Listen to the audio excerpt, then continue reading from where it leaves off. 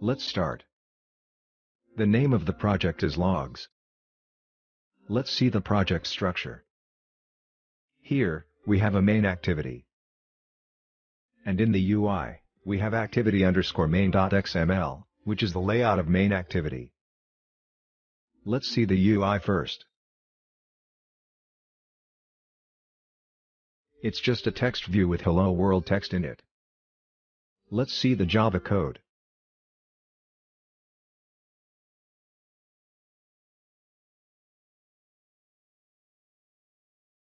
These are the imports. This is the main activity, which extends app_compat activity. In onCreate function, we have 5 logs. The first one is log.d. D stands for debug. The second one is log.e. E stands for error.